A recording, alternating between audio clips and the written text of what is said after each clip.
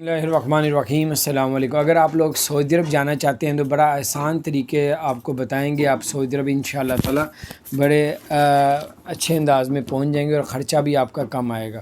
اور اگر آپ کے پاس سعودی عرب کا اقامہ ہے یا ویزا لے لیا یا ویزا لے رہے ہیں یا آپ ورک کوئی بھی آپ کے پاس ویزا ہے اور آپ سعودی عرب جانا چاہتے ہیں تو دو طریقے ہیں سعودی عرب پہنچنے کے، کیونکہ پاکستان اور سعودی عرب کے بیچ میں پابندی لگی ہوئی ہے فلائٹ کی۔ اور اب جانا کیسے ہے؟ سب سے پہلے تو آپ اگر چاہتے ہیں کہ آپ لوگ سعودی عرب پہنچ جائیں اور آپ کو قرنطینہ بھی نہ کرنا پڑے تو آپ کو سب سے پہلے آپ کو 2 ویکسین لگی ہوں گی چائنا کے علاوہ امریکن، تو پھر آپ کو قرنطینہ نہیں کرنا پڑے گا۔ اگر آپ نے ویکسین نہیں لگوائی یا چائنا کی لگوا لی ہے پھر بھی کوئی بات نہیں، پھر بھی آپ جا سکتے ہیں۔ تو آپ لوگوں کو سب سے پہلے افغانستان کا ویزا لگوانا پڑے گا، یہاں کینیا کا ویزا لگوانا پڑے گا۔ کینیا کا ویزا 15,000 کا ہے، افغانستان کا بالکل فری ہے، لیکن ایجنٹ سے افغانستان کا ویزا لگوائیں گے تو 35,000 روپیہ لیتے ہیں۔ تو اگر آپ فری لگوانا چاہتے ہیں اسلام آباد خود جائیں اور ویزا فری لگوائیں، اور جب ویزا لگوا لیں گے تو افغانستان کی ٹکٹ لیں کابل کی، وہاں پہ جا کے 14 دن قرنطینہ رہنا پڑے گا۔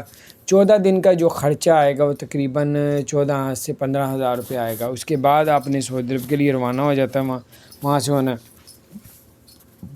تو وہاں پہ آپ کو 7 دن قرنطینہ کرنا پڑے گا۔ اگر آپ کے پاس ویکسین آپ کے پاس لگی، آپ کے پاس پروف ہے تو پھر آپ کو سعودی عرب میں قرنطینہ نہیں کرنا پڑے گا۔ تو اس کے علاوہ آپ کو بتاتے چلیں کہ اگر آپ جو ہے سعودی عرب میں یہ کینیا سے آپ جا سکتے ہیں اور ساتھ افغانستان سے جا سکتے ہیں، یہاں یہ سب سے بیسٹ ہے کیونکہ زیادہ تر لوگ جو ہیں وہ جا رہے ہیں افغانستان کے تھرو یا پھر دوسرے نمبر پہ کینیا۔ اس کے علاوہ کوئی اور نیا ملک ہمارے سامنے نہیں آیا جو پاکستانی ویزے لگوا کے جا رہے، کیونکہ سستے ویزے ہیں، ان کے فری ویزے ہیں اور ای ویزا ہوتا ہے کینیا کا۔ تو بہرحال اسی طرح کی اپڈیٹس ملتی رہیں گی، اس کا مطلب آپ سعودی عرب جا سکتے ہیں، سب جا سکتے ہیں۔ چینل کو سبسکرائب کر دیں، بیل آئیکن پریس کر دیں تاکہ